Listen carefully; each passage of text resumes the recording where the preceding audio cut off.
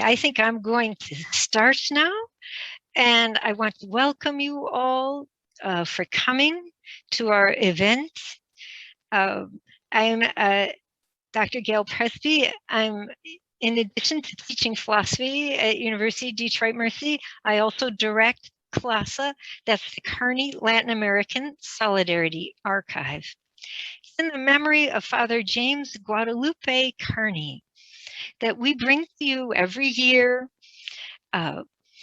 special events having to do with peace and justice and solidarity with Latin America. And Father Kearney, you may know, had been a student at our university when he decided to join the Jesuits. He became a missionary to Honduras. He worked with the landless in Honduras for their land rights. And his legacy there continues to today, as the three of us have seen, having recently visited Honduras. So you'll be hearing from all three of us, myself and Sister Mary Kay Dobrovolny and Marianne Perron. You'll be hearing from all three of us our reflections on Honduras. And I will begin with my reflections, and then Sister Mary Kay will go next, and Marianne Perron will go next. And then there will be a time for questions and answers. And so we look forward to your participation at that time. So I also want to thank, you may notice that this event is part of Founders Week. University Ministry here is organizing Founders Week. And definitely we're very happy to be co-organizing this event with them. And Sister Mary Kay, I hope you feel at home back here virtually across the miles at University of Detroit Mercy, where you were so recently with us. And luckily now we can still hear from you even though you're on the road, taking your message all over the place, but we are very glad to have you back. And Marianne Perron, who's also been our speaker before. So glad to have you back meeting with us at University of Detroit Mercy. And so first, I am going to share my screen so that I can share my presentation with you.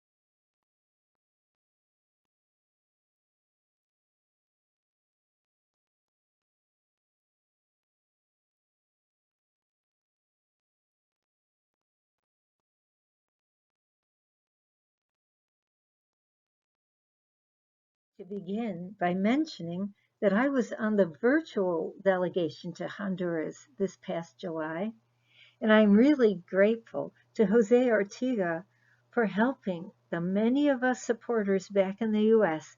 to feel like we were part of this experience of solidarity with our Honduran brothers and sisters. During the pandemic, it was good that we could still connect with these precautions in place and through use of the internet. I did go to Honduras on the delegation in 2018, and I have been to Honduras twice before that, always as part of peace and justice groups. So I will share a bit of my experience. But even before that, let me share some reflections on our theme, mercy doing justice.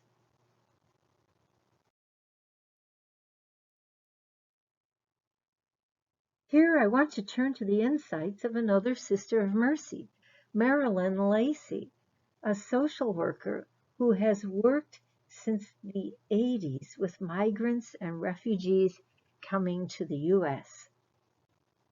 She's recently won the Opus Prize from Regis University for her excellent work. For the last 20 years, she has especially worked in South Sudan and Haiti, providing medical care and education. She wrote her insights in this book called This Flowing Toward Me. A chapter of hers focuses on our theme. She calls it Mercy and Justice Shall Kiss. She insists that real belief in God happens only when we encounter great human suffering. When we insulate ourselves from suffering, staying in our more affluent circles, we miss our chance to encounter human suffering and God's mercy. Who but God visits the poor, she says. Her insights here remind me of the writings of Simone Weil, a French Jewish philosopher who wrote during the Holocaust. Lacey notes that rich nations feel threatened by the poor, even though the rich oppress the poor. Rich nations feel insecure, so they build walls.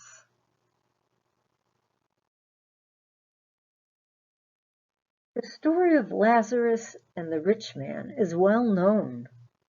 For Lacey, the important insight of the story, the better interpretation of what it meant to say the rich man went to hell, is to say that because the rich man never interacted with Lazarus, he never met God.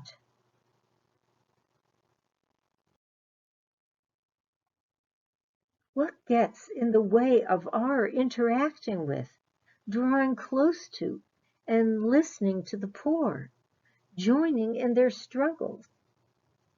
Lacey thinks it's that we as a society blame the poor for being poor. We all believe that we get what we deserve, and so our hearts are like stone. In order for our hearts to break open, as Dean Brackley, the Jesuit who lived in El Salvador, would often say, we have to draw near and open our ears and stop our knee-jerk judgments that blame people for their own suffering. You see this photo of the child dying of malnutrition in Sudan? This photo, by the way, won a Pulitzer Prize. Sister Marilyn talked about this famous photo in her book. Many people saw this photo and their hearts were moved to donate money, which is good. But people didn't yet understand what was causing the poverty and famine in Sudan.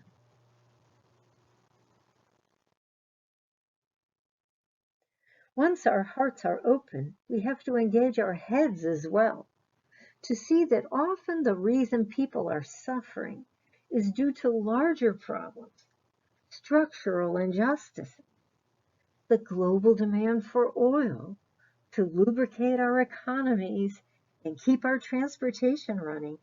Yes, even our own actions of putting gas in our car, along with economic, political, and military priorities in the US, Europe, as well as Sudan, led to this famine. We are all connected in this global economy and political realm. To look at that photo should spur us to alleviating this suffering.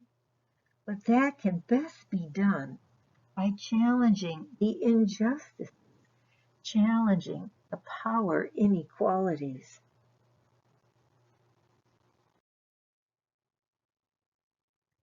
The work of justice that we are called to do involves equitable sharing of the land, moderation in using resources, and an end to arms sales. Poverty in our world today is due to global imbalances and what Lacey and others call structural sin.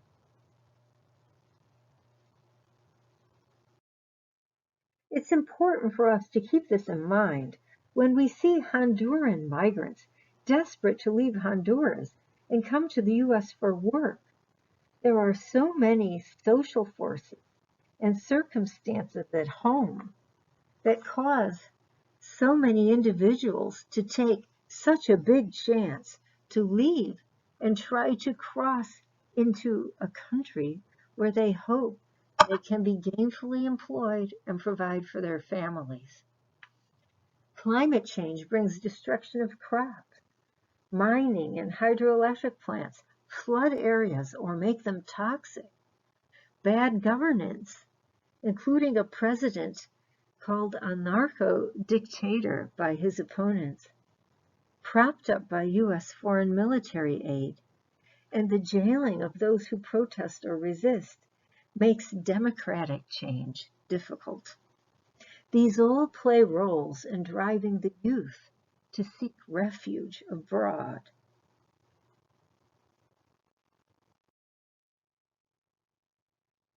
Padre Melo, a Honduran Jesuit who was inspired earlier by Father James Carney's commitment to justice in Honduras, is doing all that he can to fight the multiple injustices facing Honduras. He runs a center known by its acronym, ERIC, that teaches people how to reflect upon their reality in a way that fosters insight into the causes of current problems and their solutions.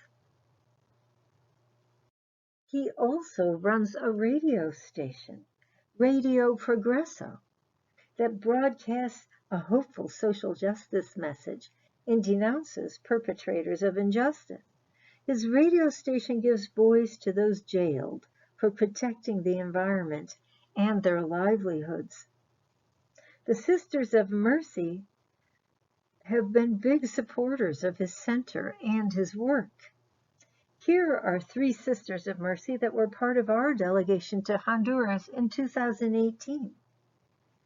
Ann Kennedy, Mary Ellen Brody, and Kathleen Erickson.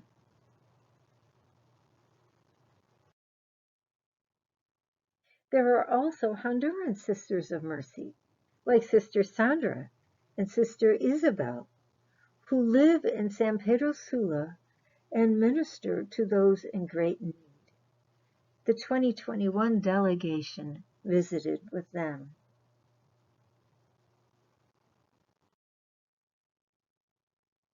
What are some of the injustices people suffer? In 2018, we visited a community that called themselves the Guadalupe Carney Community, after Jim Carney, the Jesuit who had been a student at our university, but then joined the Jesuits and became a missionary in Honduras. Our Carney archive here on campus has his papers and papers on related topics of peace and justice in Latin America. These 5 women of the Guadalupe Carney community pictured here are all widows. Their husbands were killed by the so-called security guards of a neighboring farm.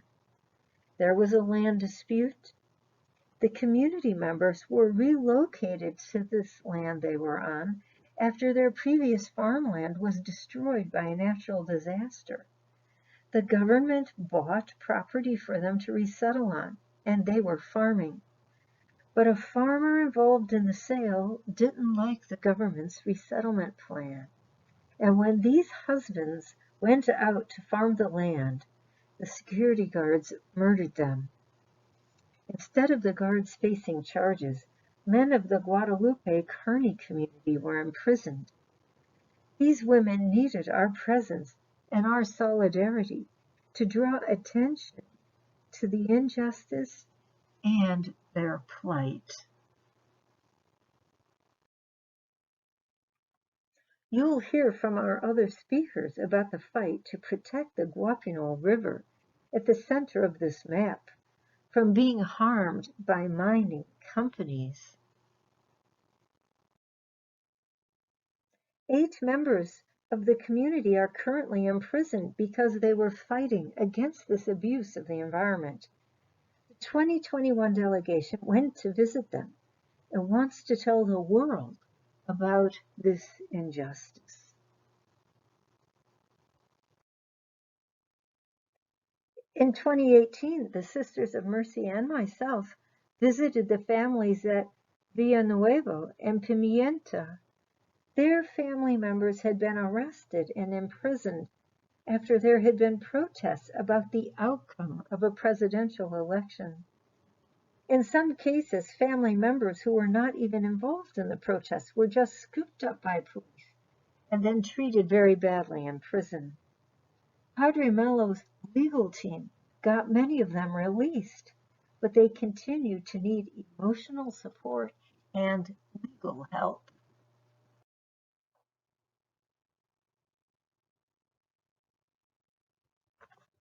We listened for many hours to their testimony.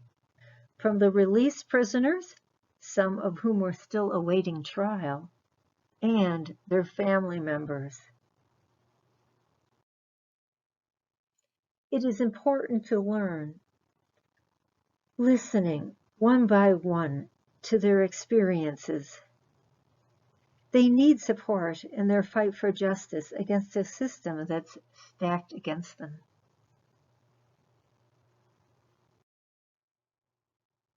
This is a key role and purpose of our delegation, letting people know that we care. But caring also means doing. If we care, we have to come back to the US and change US practices and legislation so that Hondurans can flourish, so people aren't driven to leave. You will hear this evening about some practical steps we can take to help these Hondurans in need. Sister Marilyn, in her book, challenges us to ask ourselves, where are my gates, my borders? Where do I draw the line? We shouldn't be drawing defensive lines around our own hearts. Our hearts need to be broken by hearing others' struggles so that we can join with them to change our world for the better. Thank you for listening.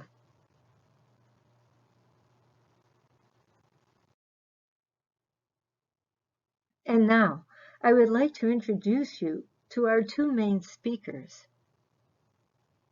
Sister Mary Kay Dobrovolny serves as a vocation minister for her congregation.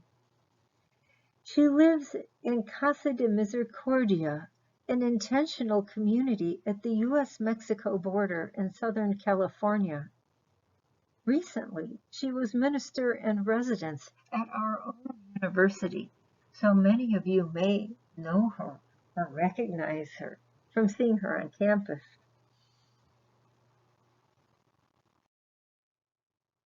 Marianne Perone is an educator who had been working in special education and bilingual education.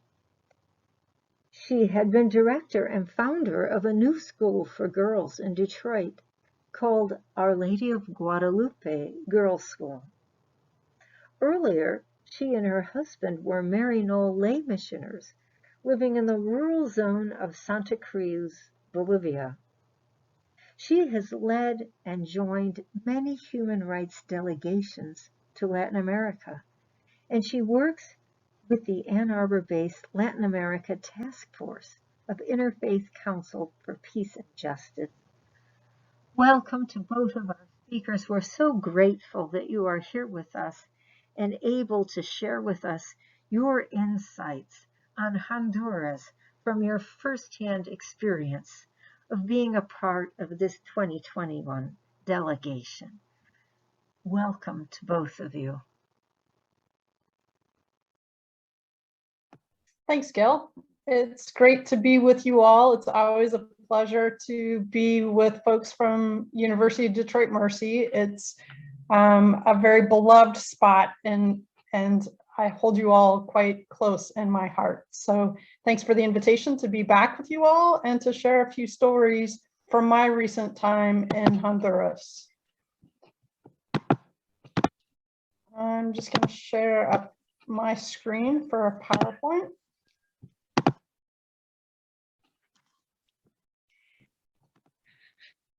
So I had the opportunity to go to Honduras through the Share Foundation in July, and this is my first time in Central America. I've been to Belize, I've been to some Caribbean countries, but I've never been to a Latin American, Central American country previously.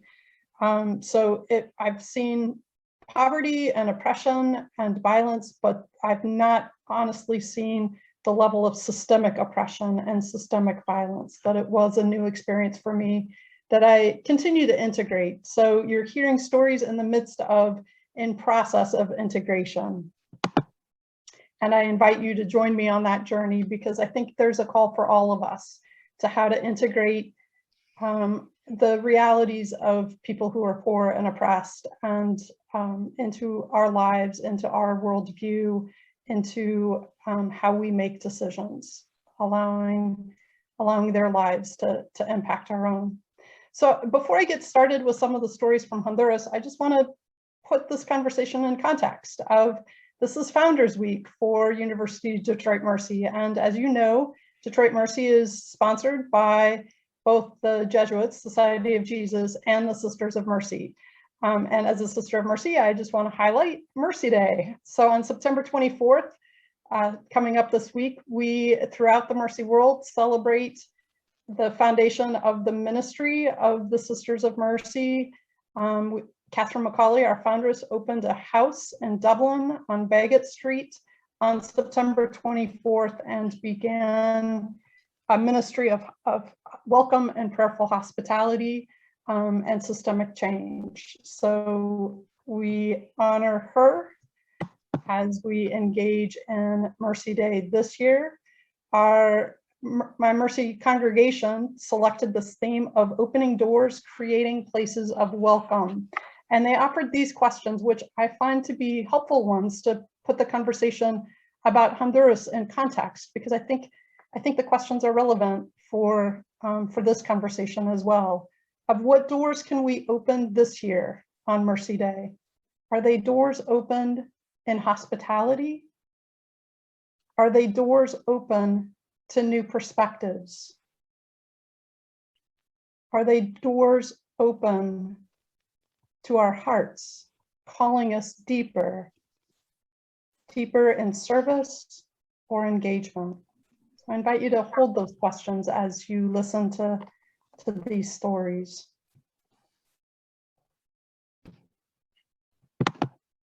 And to put my own story in context, so this time last year I was living in Detroit and was a minister in residence at Scheipel until actually a couple months before the COVID shutdown. I managed to break my ankle in January, and so relocated to a Mercy property to rehab an ankle break. But prior to that, I was in Scheipel. And then in March of this past year, so about a half a year ago, I moved to the US-Mexico border. And this really is a spiritual journey that I'm on to try to integrate border spirituality, frontera spirituality into my own being, and really take in the lives and plight of migrants into my being and allow that to transform me. So my housemates and I, there are 6 of us in this house, a mixture of Sisters of Mercy and folks of all backgrounds, walks of life, faith traditions, genders. Some of us regularly go to the border wall and just spend some time in contemplative prayer to try to take that energy space into our beings and allow that to transform us on the spiritual transformative journey that we're all on. And while at the border, there are many stories that emerge, many people whose lives cross our own, whether that's been someone who was recently crossed and watching his arrest, or someone who was able to cross undetected and that we were able to reach out to and assist. And then there are people whose stories we don't know, such as the owner of the contents of this backpack that we found along the border. A few articles of clothing, deodorant, and an international phone calling card. And we just wondered what happened to the person who was carrying this backpack. In San Diego, we also were the temporary shelter for 3,213 unaccompanied migrant youth who found temporary shelter with us for the months of April through July until that temporary shelter was closed. But my housemates and I were able to get privileges to be able to visit the youth there and participate as faith leaders in providing religious services and blessing the children and praying with the children. And that really was some of the start of what called me to Honduras, was so many of the children that we accompanied in their time in the shelter there were from Central America, from Honduras specifically, but other Central American countries as well. So as I went to Honduras in July, I was expecting to hear stories of migration. And there were some of those stories. Like, I did go to the train depot, which was the site, the gathering site for some of the migrant caravans that you saw a picture of in Gail's part of the presentation. This was the gathering site for those migrant caravans. So I went and prayed in this space. We also listened to the stories of a few folks that talked about the migrant journey. This gal, her face lit up in talking about her. So she and her organization really search out, seek out, try to find any documentation that can be found, or any, whether story or bone fragment, or to figure out what happened to some of the migrants that have disappeared along the route. And her face lit up as she was talking about finding a bone fragment of a child, which it's tragic in terms of this child is now dead. There's confirmation of that. But it's the piece that she's able to provide to the family to say what's happened to the child, any of the storytelling. So there were some stories about migration, but the vast majority of our time in Honduras were really the stories of faith, of resilience, of courage, of determination to stay on the land, to stay in this country that they so love, this country that they call home, and a great level of risk that so many people were willing and did undertake in order to stay on the land. So we visited many different communities, met many different people, heard many different stories. This picture is just at the base of a hike up a hilltop to visit one of the communities that had been washed out in the midst of the hurricanes of Ida and Iota in November of 2019. We're told there's like 600 to 800 such hilltop communities that they're squatting on the top of a hill on land that has not been farmed for 25, 35, 40 years, land that has not been occupied for that length of time.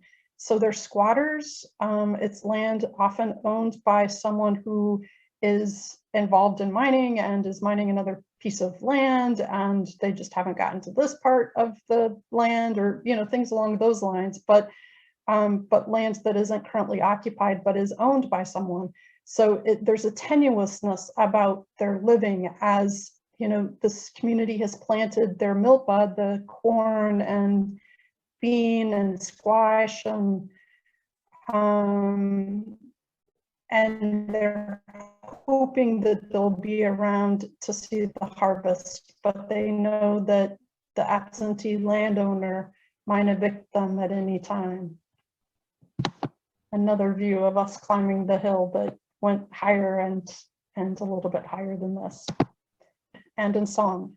And as I looked into the eyes of the people that were the storytellers and our guides for this time, I knew that I was seeing the face of the crucified Christ. I knew that I was seeing the suffering of Jesus embodied in these individuals and in this community.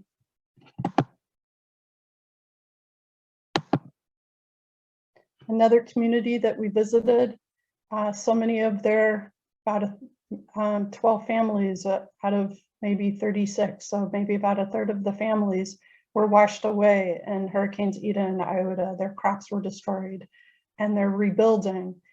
The Honduran government has received, international aid poured out after the hurricanes. So the Honduran government has received aid, but it's a corrupt government. So the money isn't coming to the people, and the levees still haven't been repaired. Any of the infrastructure needed that was washed out still hasn't been repaired. So it's, nearly a year later, or 2 years later, and the money has been pocketed and used in other ways and not to meet the needs of the people and to rebuild the infrastructure necessary to protect folks from future flooding. The Garifuna community was quite powerful for me as well. So the Garifuna community is an Afro-Indigenous community that their ancestors are folks that were able to escape slavery, and they settled along coastal lands throughout the Caribbean and Central American countries. So I met some members of the Garifuna community on an earlier visit to Belize. On this visit in Honduras, we met with the Garifuna community, and the two in the middle are interim leaders, that the last designated elected leaders for this community are among the disappeared, that on July 18th of 2020, so a little over a year ago, they were abducted. Heavily armed men in police uniforms came to the homes of the leaders and abducted them, and they are among the disappeared, so it's not known if they're under an arrest and imprisoned, dead, alive. That's unknown. So it's concrete. The risk that people are taking is so concrete because the people before them have disappeared or have been abducted or have been killed, assassinated. Those risks are so real and tangible for anyone that steps into these leadership roles. The Garifuna community, the land that they have, they hold in common.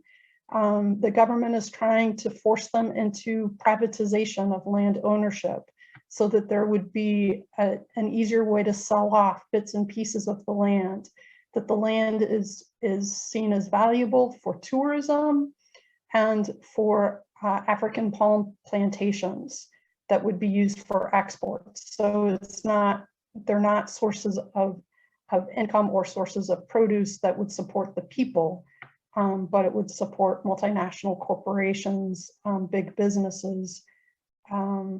So the Garifuna community is resisting both the privatization of land and the Honduran government's attempts to dislocate them from the land.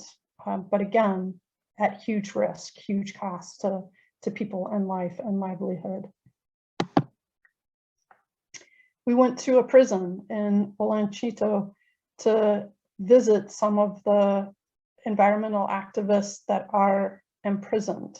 So Gail made reference to the Guapanol 8. 7 of the Guapanol 8 are here in this particular prison, and we were able to get inside and spend some time with them and hear their stories.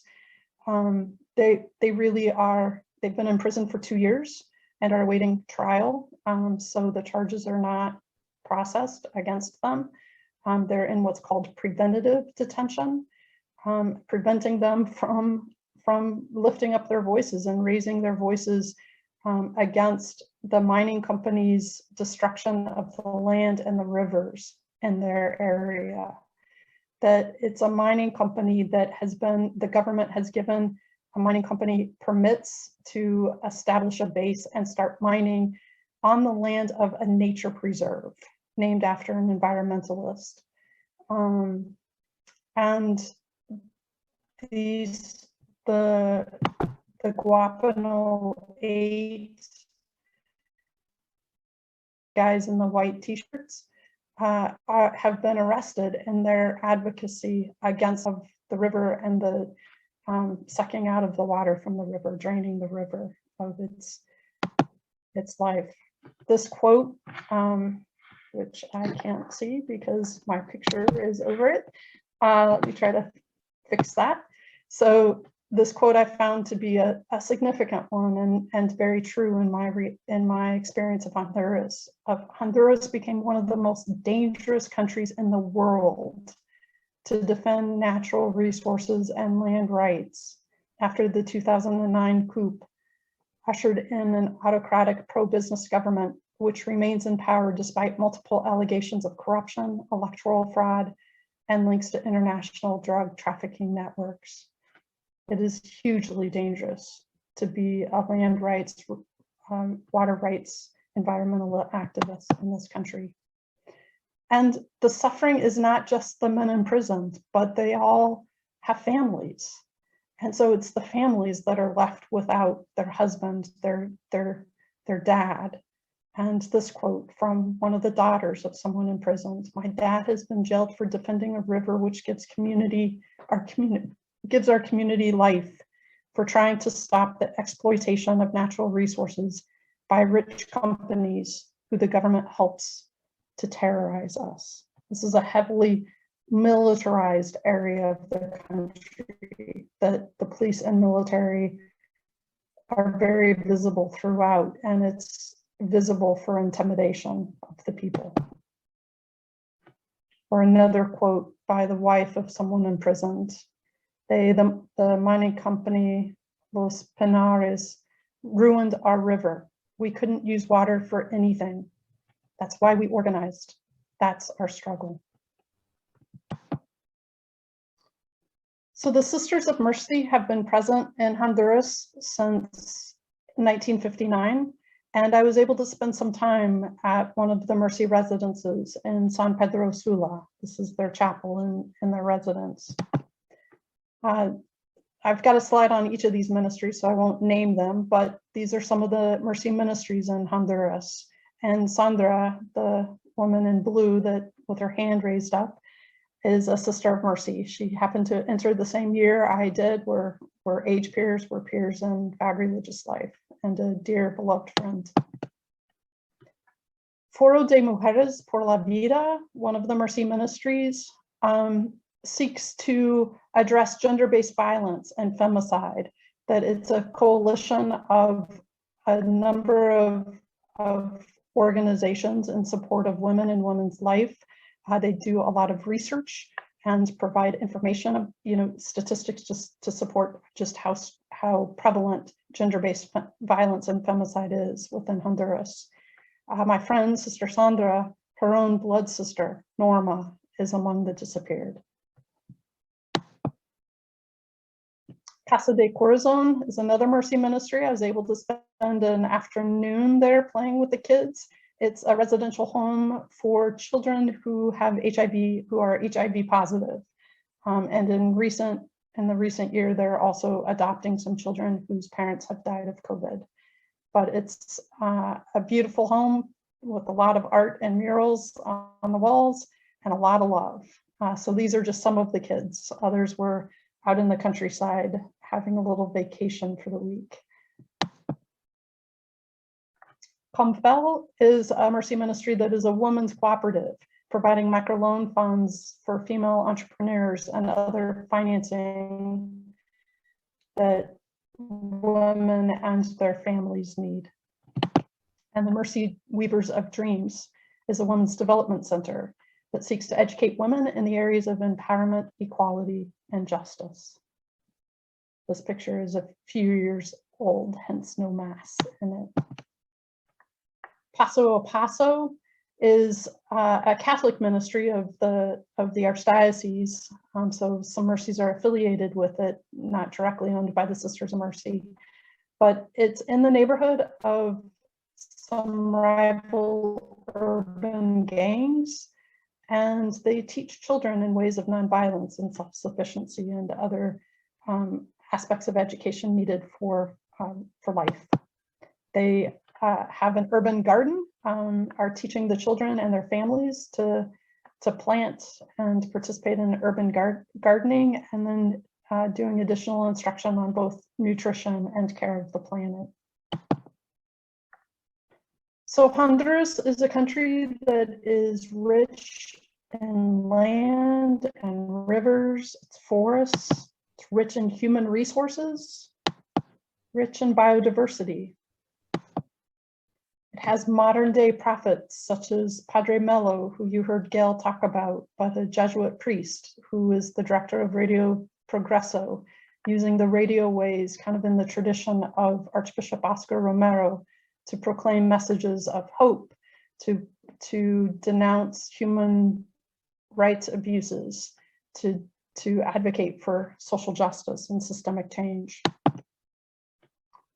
It also has modern day martyrs, such as Berta Cáceres, who was assassinated 5 years ago in March at her own home. She was an indigenous and environmental rights activist, known as the guardian of the rivers, and killed for her advocacy. So for me, as I engage all of this, it is truly a journey of spiritual transformation, and where I am actively asking and grappling with questions of what does solidarity truly mean? And so as I've been back since the end of July from my time in Honduras, I've been asking all of those questions of what does it mean for me as a woman of white, a North American, highly educated person, to figure out how to be in relationship with folks in Honduras and in ways that are mutual and focused on solidarity and mutuality. And I found this article or a presentation by a Dominican sister, Elise Garcia, where she talks about, let us intentionally carve deeper and wider grooves of conscious relationality among us. And that's been a question that has kind of captured my imagination and prayer of how do I do this? How do I intentionally carve deeper and wider grooves of conscious relationality among us? What does that look like in my life? And I leave that question for you as well, of what does that mean and look like in your own life? For this quote from Pope Francis, many things have to change course, but it is we human beings above all who need to change. What do we, North Americans, need to change about our lives, about our US foreign policy, about our lifestyle choices, so that folks in Honduras and elsewhere can live life with greater fullness? My own Mercy congregation is committed to act against the oppressive social norms and systems that lead to the destruction of earth and impoverishment of peoples. How do I make that real in my life? That's a daily challenge for me. And my own Mercy congregation is engaged in a theological reflection process of a call to a new consciousness. This particular theological reflection process is engaging about extractive ministries, but I find the questions of this graphic to be helpful for whatever social justice issue we might be engaging, of the call to deep listening. How do we center ourselves in the stories of those most impacted? How do we listen with our whole heart to hear the impact of extractive industries, of US foreign policy, of our racism, whatever the topic might be, but listen with our whole heart to hear the impact on people, communities, earth? How do we engage our theology and social analysis, to deepen our understanding of the root causes, that call to deep reflecting, and then the call to deep transformation. How do we move into a life in harmony and interrelatedness to peoples, community, and the earth?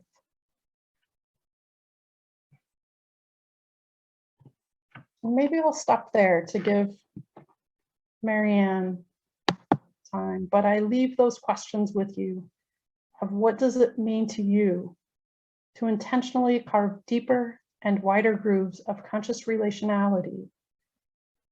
How can you act against oppressive social norms and systems that lead to the destruction of Earth and the impoverishment of people? How can we engage in deep listening and center ourselves in the stories of the people most impacted?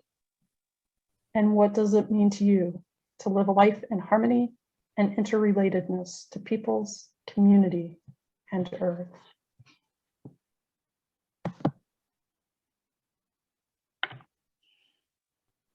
Wow. Let's just take a moment to try to drink in what Sister Mary Kay has just shared with us, and what Gail shared with us before that. It's a lot to take in. I'm hoping not to talk too much more at you. I'd like to give my thanks, and I know I add it to that of Gail and Mary Kay, for your deep listening here tonight and your kind attentiveness and caring about people in a faraway place that we know are our neighbors, but we also know that in the case of Honduras and Central America, that so many are becoming our literal neighbors who live in our and work in our communities as immigrants. You've heard the stories here, and you've been really taken on a journey with Mary Kay about our recent delegation. You've seen the faces and you've heard the voices. And you heard both Gail and Mary Kay talk about mercy doing justice and about structural change. And the word solidarity. So my task tonight is to share with you how some ways that you and I, can be in solidarity with the people of Honduras and to participate in mercy doing justice, even from Detroit, Michigan, or wherever else we might be listening from. So I'm gonna wrap up our talking at you portion with a graphic that is a brief summary of what is facing the vast majority of Hondurans. And then I will give some concrete actions you can take. This is a graphic that I made for myself and for anyone who wanted to listen to me. Not this year, not last year, and not the year before, but I believe it was in 2018. And I'd like to make the point that all of this was true in Honduras before COVID hit, which has hit them, as with most marginalized communities, very, very hard. And in many ways, economically, health-wise, obviously, and more authoritarianship against them. And it was true before the two hurricanes that hit just this last fall, not even a year ago, in November and December, hit them. And we did see a lot of the destruction of the hurricanes, and it did make things so much worse. But what we're talking about is not just how to help people who are caught in a hurricane in a natural force, but that were caught in this situation. I'd invite you to look at the very middle of this graphic. And you can see that it's something that maybe once was a circle or could be a circle, but it's been squished into an oval. And in that circle is the richness and beauty of Honduras.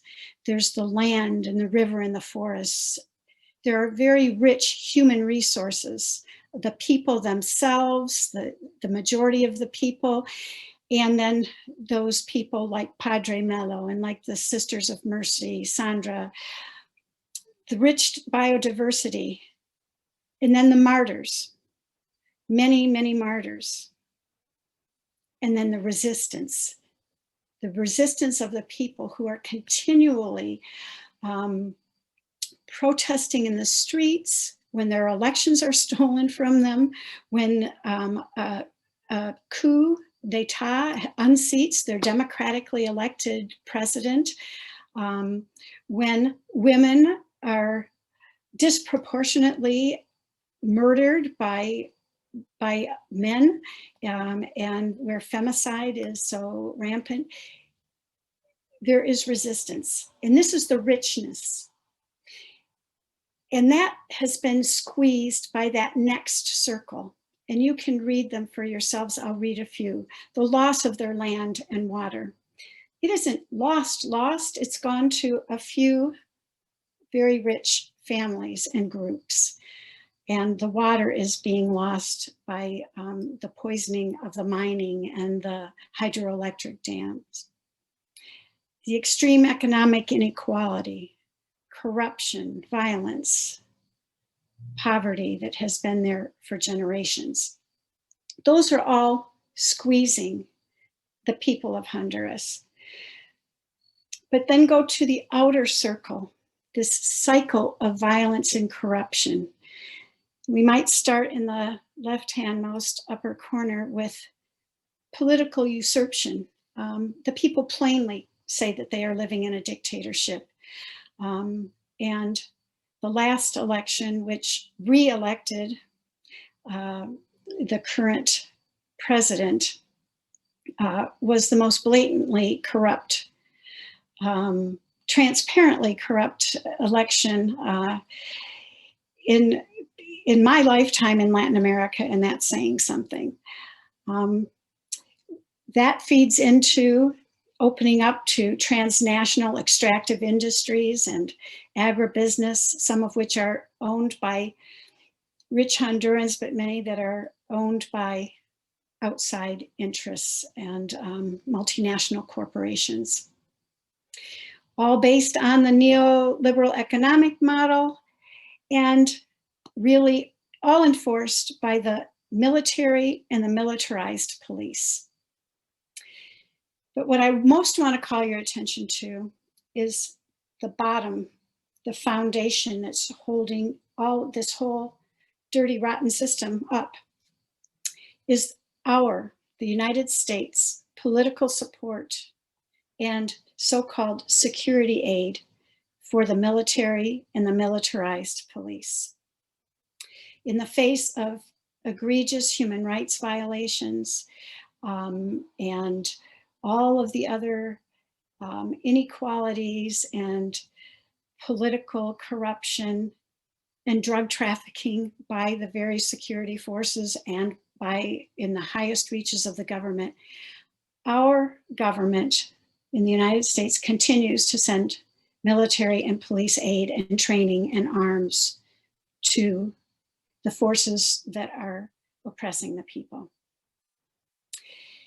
Next slide, please.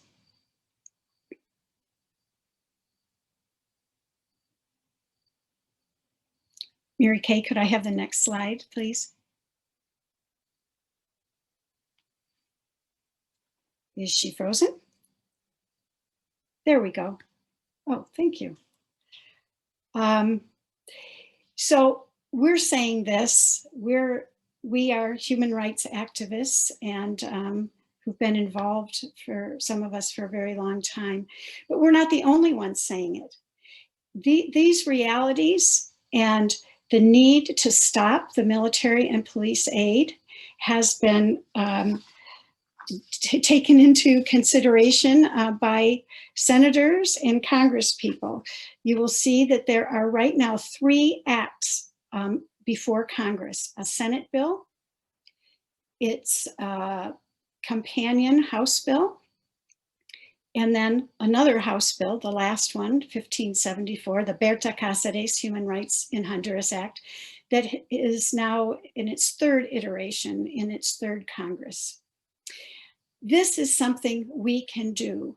We can do everything we can to mobilize ourselves and others to call our senators and to ask them to support Senate Bill 388 that wants to do away with corruption in Honduras, or to at least stop supporting corruption in Honduras by stopping military and police aid.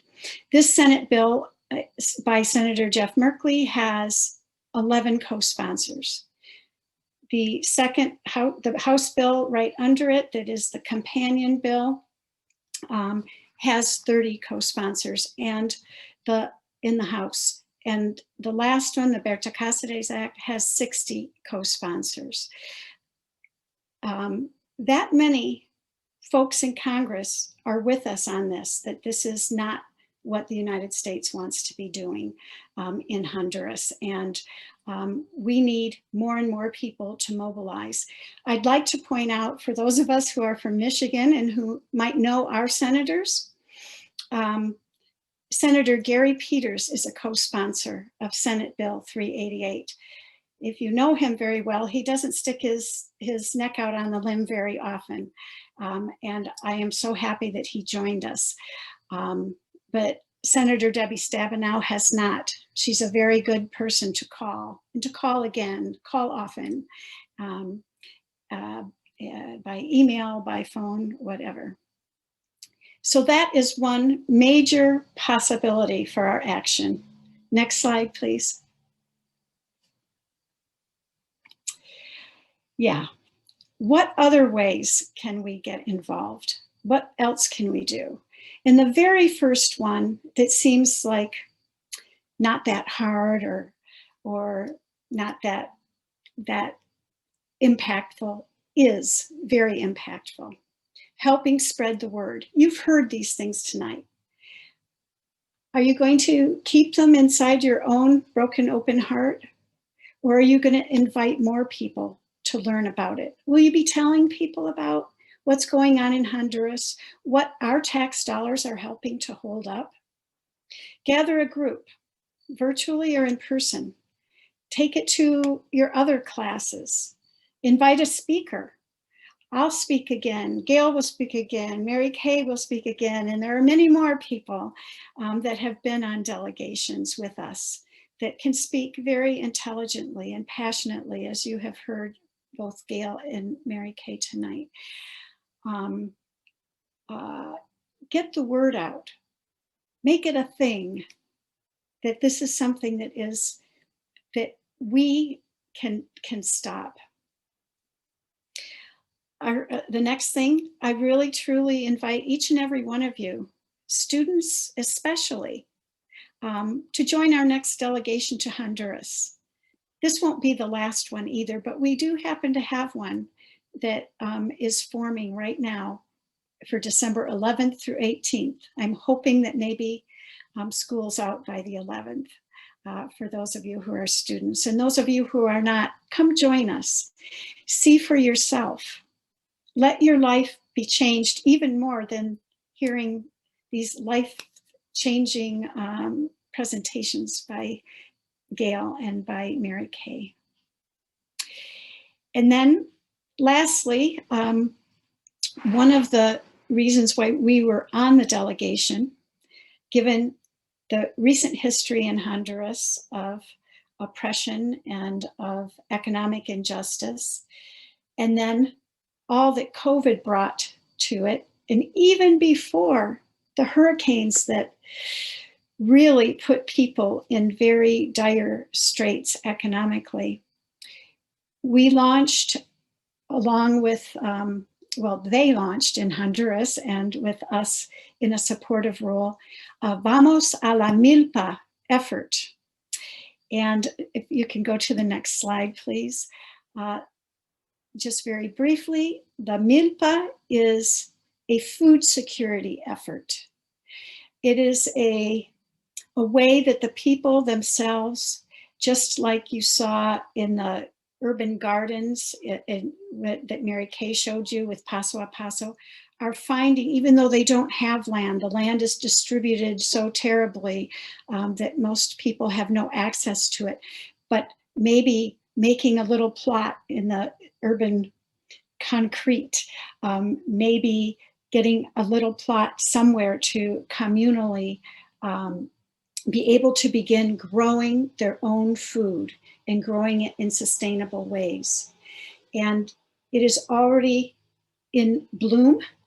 The planting happened, the first year of the planting happened in the spring, and we got to see many places where they were growing the crops while we were there in July.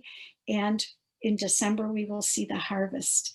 But this is going to be a lifelong effort, going for most of our lifetimes. And if anyone has any spare change at all, please be in touch with the Share Foundation and with Gail or me or Mary Kay, and help raise funds for this effort, so that it's a form of resistance too, of the people, to not be dependent on the agribusiness part of agriculture, but to begin to grow together their own food and be able to feed themselves. So I will leave it at that. Those are some ways that you can be involved. The invitation is there. Thank you so much. And I'll turn it back to Gail for questions and maybe answers. First, I want to thank you both for those reflections and for that clear analysis and steps that we can take. All of that is so important. So thank you both for all of that. And thank you to all of you for joining us. We now have some time for some Q&A. And I see there is already at least one question in the chat. And so let me ask you the first questions, and maybe Mary Kay, I can ask you, some beginners may want to know, what are the Sisters of Mercy exactly? Okay. How many trips have you made to Honduras? And what is the Share Foundation? Why don't we ask Mary Ann the what is the Share Foundation part? And the rest of you, write your questions in the chat. If you'd like to say it yourself, just note that in the chat. Say, can I ask my question myself? Otherwise, type it out. But we look forward to your answers. Great. Thanks, Catherine, for your questions. So the Sisters of Mercy are a congregation of women religious, or basically Catholic sisters, or if it helps, Catholic nuns, although there's a technical distinction between sisters and nuns. But sisters are out in apostolic ministry, going to where the need is, versus nuns, their ministry, people in need come to them, or ministry of prayer. So Catholic sisters, we were founded in Ireland in 1827, well, 1831 for the technical, our ministry started in 1827, the technical congregation started in 1831. But Catherine Macaulay, our foundress, was really responding to the needs of 19th century Ireland, of the tremendous poverty of the people of Ireland, and reaching out in ways that would give women options and give and educate children who didn't have the opportunity for children yet in Ireland, give children the opportunity for education, to have greater resources for living a more full, complete life. And this is my first trip to Honduras. It won't be my last, but it was my first trip. And I have been to Honduras 8 to 10 times since 2009. I was there very briefly in 2009, just before the coup, before the overthrow of the democratically elected president. And I went the following year, and I've gone most years since, at least once a year.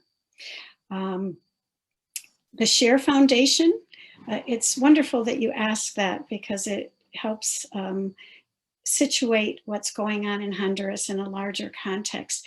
The name of the Share Foundation is Share El Salvador, which is a neighboring country in Central America to Honduras. And it was founded in the 80s by, some of us were around in the 80s, when in a very similar way, the United States was supporting and arming and training the militaries of Honduras, of El Salvador, and Guatemala, who were all waging war against their own people. There were literally dictatorships. There were many coups in each of those countries that I just mentioned. And the people were desperately poor, and they were, any effort that they made toward making change was violently oppressed, violently repressed. And at one point in El Salvador, the United States was spending millions of dollars a day supporting dictatorial regimes. And so Share Foundation has been working since the 80s to change US foreign policy, to create sister city, sister parish, sister school relationships with communities in El Salvador, to offer friendship instead of military aid, and has really become a force within the country of El Salvador to do good kinds of development, and to assist and support people doing development there. And they know what it was like in the 80s. They know what terrible human rights violations were being perpetrated by the government and by the military and police. And so they now see that Honduras, Share Foundation sees that Honduras is undergoing something very similar. And they have expanded themselves. Even though the name of their foundation is Share El Salvador, they are lending themselves to trying to work on making structural change in our country to lift off some of the oppressive forces, the support for oppressive forces in Honduras. And they are the ones who have been organizing delegations to Honduras since 2018. They're still doing delegations to El Salvador as well. So they have a headquarters in San Francisco, and we should probably put their, oh, there it is, good, the Share Foundation in the chat. Thank you. Okay, thanks for those answers. I wanted to say I've been 3 times to Honduras, each time very interested in the human rights situation there. And I also teach on our campus a course on Latin American history. So if you want to learn more about what everyone's talking about, what happened in the 80s, let alone what happened, I think I have to cover 500 years in that class. But you may want to take that class. It even fills core requirements. But about the Sisters of Mercy, I just wanted to make sure that you all know that this is Founders Week. And part of the reason we're focusing on the Sisters of Mercy during Founders Week is because their order is the co-founder of our university, along with the Jesuits. So you heard Sister Mary Kay talk about how important education was to the Sisters of Mercy. Education and healthcare, they were always addressing the issues of people people's needs. And so they are the co-sponsors of our university, and it's in our mission statement that we want to carry out their mission, their charism, in the work that we do here at the university. And so that's why it's so important for us to learn more about what the Sisters of Mercy are doing, how they understand their own mission, and the kinds of things that they're doing. So, but thanks a lot for that question, and thanks for those links. Now we still have time for another question. You can even raise your hand, you know, if you like hover around the bottom of your screen, a whole row of little symbols will show up, and one of them is called raise hand. So you could chat, you could raise your hand. Oh, I can share that Jean Stoken from Sisters of Mercy office is congratulating our speakers. Yes, it was a very good talk. And thank you so much, Jean, for being able to attend with us. I just want to give everyone one last chance. I know I have several students here and you probably have questions. And look, Katie was so brave. She asked her questions. What about the rest of you? You must have a question you could ask.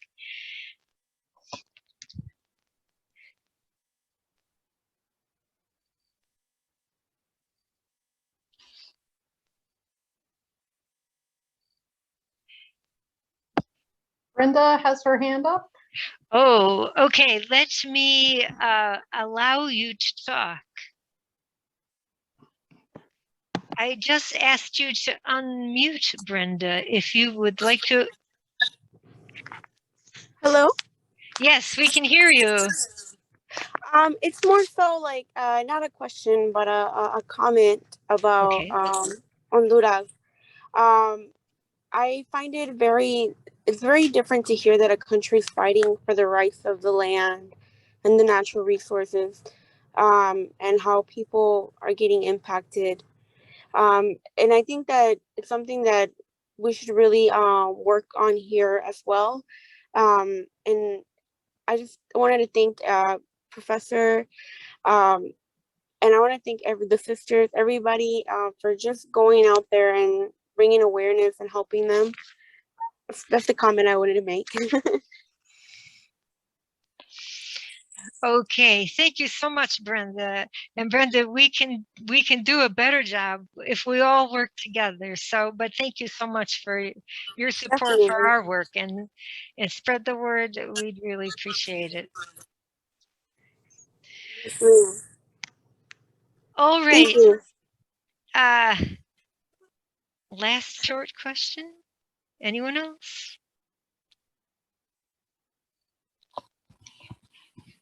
All right, then I just want to thank very much our speakers again, and thank you to all of you for joining us.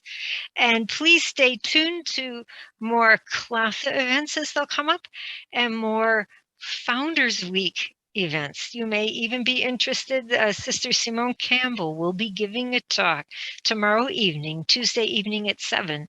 You can watch that online, or you can come in person for tomorrow evening if you'd like to come to our campus. And all that information is on the CLASA website, which I hope you know about since you found your way to this Zoom event. So, so thank you so much, everybody, for coming, and please have a good rest of your evening. Thank you all for attending. Thank you very much. Great to be with you all. Thank you, Gail. Thanks for coming and engaging. Good night, everyone. Good night, everybody. Thank you.